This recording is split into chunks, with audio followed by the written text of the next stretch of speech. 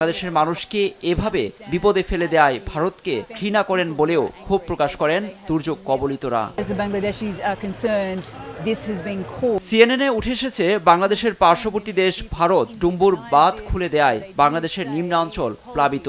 তবে बांग्लादेश के अंदर आने वाले फ्लड ने बहुत ही ज्यादा परेशान किया बांग्लादेशियों को और बहुत बड़ी तादाद पर नुकसान किया है बांग्लादेश के लोगों का। 4 मिलियन के करीब 40 लाख के करीब लोगों को बेघर कर दिया इस सैलाब ने और बांग्लादेश के अंदर बड़े पैमाने पर तबाही मचाई है इस सैलाब ने।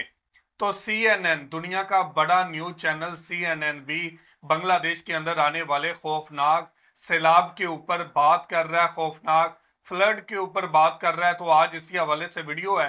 वीडियो की तरफ बढ़ने से पहले आप दोस्तों से गुजारिश है, अगर आप चैनल पे नए हैं तो चैनल को सब्सक्राइब करें, साथ बने बेल आइकॉन को भी दबाएं ताकि आपको वीडियो का नोटिफिकेशन सबसे पहले मिलता रहे।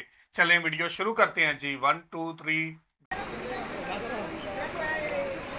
চারদিকে থই থই পানি, বানের জলে ভাসছে বাংলাদেশের দক্ষিণ পূর্বাঞ্চলের ফেনী জেলা। সেখানকার মানুষের দুর্ভোগ কতটা চরমে পৌঁছেছে তা খালি চোখে না দেখলে বোঝার উপায় নেই।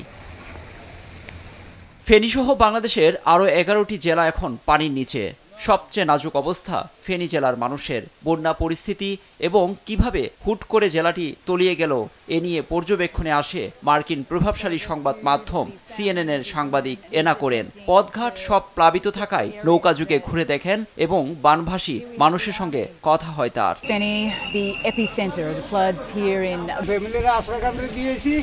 আমি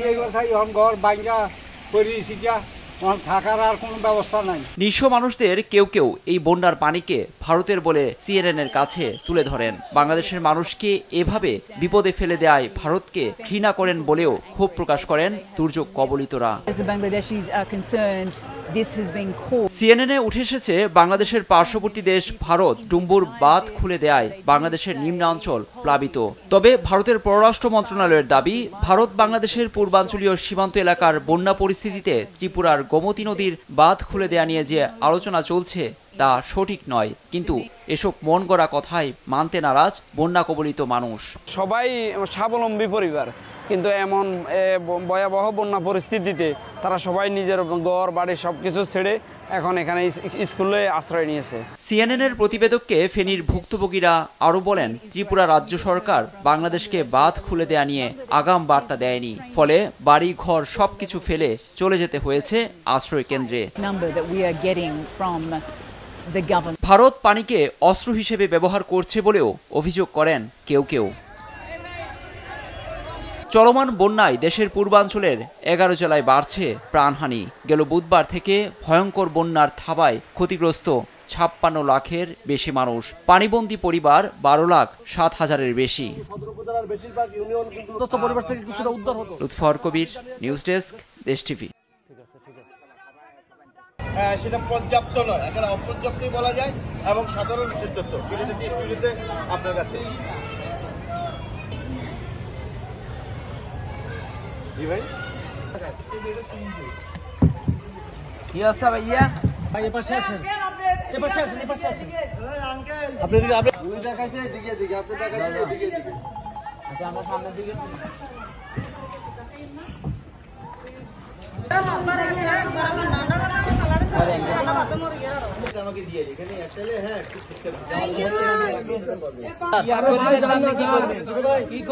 तो जी व्यूवर्स, ये थी वीडियो और आपने देखा कि भारत ने किस तरह बदमाशी की है, किस तरह बंद खोलकर बांग्लादेश को डुबोने की साजिश की है। CNN भी उस इलाके का विजिट कर रही है, इसकी पूरी टीम विजिट कर रही है, रिपोर्ट कर रही है कि कैसे बांग्लादेश के अंदर तबाही मची हुई है सैलाब की वजह से और कैसे बांग्लादेश के अंदर सैलाब ने लोगों को बेघर कर दिया। लोग कितनी ज्यादा मुश्किलात का शिकार हो चुके हैं। तो दूसरी तरफ भारत ने इनकार किया कि ये हमारी वजह से नहीं हुआ, ज्यादा बारिशें होने की वजह से हुआ है। इतनी ज्यादा बारिशें हुई कि 40 लाख के करीब लोगों को बेघर कर दिया। कई हजार लोगों की जानें गई, कई हजार लोगों के जानवर मर चुके हैं। ये भारत की आबी दहशतगर्दी पहले भी जारी थी और आज भी जारी है। तो जी वसीम भाई क्या कहना चाहेंगे वीडियो के बारे में? बिल्कुल ऐसे जुनेद भाई, कल हम लोगों ने एक वीडियो देखी थी जिसमें वो यूनाइटेड नेशन की तरफ से यहाँ पर डॉक्टर्स की टीम आई थी और यहाँ पर बांग्लादेश वालों के लिए इमदाद का सामान पहुंच रहा था। तो यहाँ पर पाकिस्तान के अंदर भी जब ऐसी सूरत हाल होती है तो लोग वहां पर आउट ऑफ कंट्री से सामान तो आ जाता है, इमदाद पहुंच जाती है, लेकिन लोगों तक नहीं पहुंच पाती। अच्छा, एक कुदरती आफत तो आ गई, चलो बांग्लादेश की तरफ इंडिया ने पानी छोड़ा या बारिशों का पानी आया, जैसा भी सिलसिला हुआ, अब इस सिलसिले से निपटना कैसे है? जो लोग मुतासिर हुए हैं उन मुतासिरों को कैसे इस चीज से बाहर निकाला जाए, कैसे उन तक इमदाद पहुंचाई जाए? तो इस तरह का निजाम बांग्लादेश के अंदर भी देखने को नहीं मिल रहा कि आम आवाम तक जो है वो चीजें पहुंच सके, डॉक्टर्स की टीम पहुंच सके और वहां पर जाकर उनको इमदाद दे सके। जिस तरीके के साथ इमदाद वहां से मसूल हो रही है, आउट ऑफ कंट्री से बहुत ज्यादा लोग इमदाद दे रहे हैं। पाकिस्तान के अंदर भी कैंपेन चल रही है, यहाँ पर लोग अपने तौर पर पैसे जमा करने की कोशिश कर रहे हैं कि हमारे जो बांग्लादेशी भाई हैं उन तक ये वाली इमदाद पहुंचाई जाए, वो भी हमारे भाई हैं। तो हम कोशिश करके पाकिस्तान की हुकूमत ने जो काम करना है वो अवाम भी काम साथ में करेगी और अपने तौर पर फंड पाकिस्तान से बांग्लादेश की तरफ भेजा जाएगा। बिल्कुल वसीम भाई, आपकी बात बिल्कुल ठीक है। जिस तरह से काम होता हुआ नजर आना चाहिए वो होता हुआ नजर नहीं आ रहा। रेस्क्यू टीमें नहीं नजर आ रही कि रेस्क्यू का कोई काम हो रहा है। लोग अपनी मदद आपने तहत वहां पर काम कर रहे हैं, बिल्कुल स्टूडेंट वहां पर मदद कर रहे हैं, लेकिन वो होता हुआ इतना ज्यादा एरिया को मुतासर किया। इस फ्लड ने 40 लाख के करीब लोग अफेक्टेड हुए हैं। तो 40 लाख लोगों के घर भी इसमें अफेक्ट हुए हैं, जानवर भी इसमें अफेक्ट हुए हैं, लोगों के छोटे छोटे बच्चे भी हैं। तो अब देखना होगा कि किस तरह इस पे काबू पाया जाता है। बिल्कुल आपकी बात ठीक है, नई हुकूमत है, नई इंतजामिया है, नए काम है। अभी तो सारे मामला सेट भी नहीं हुए बांग्लादेश के कि भारत ने पानी छोड़ दिया।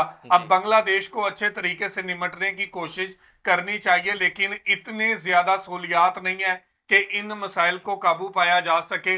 लेकिन जितना हो सकता है लोग अपनी मदद आपके तहत वो काम कर रहे हैं। लेकिन आने वाले टाइम पे ये लंबे अरसे तक तासुर छोड़ेगा। ये सैलाब की तबाहकारियां लंबे अरसे तक रहती हैं, इसके आसार लंबे अरसे तक नमूदार रहते हैं। लेकिन बांग्लादेश की हिम्मत की दाद देनी पड़ेगी कि बांग्लादेश के लोगों ने हिम्मत नहीं छोड़ी। तो ये थी आज की वीडियो। आप इस वीडियो के बारे में क्या कहना चाहते हैं जरूर कमेंट करके हमें बताइएगा। बहुत शुक्रिया।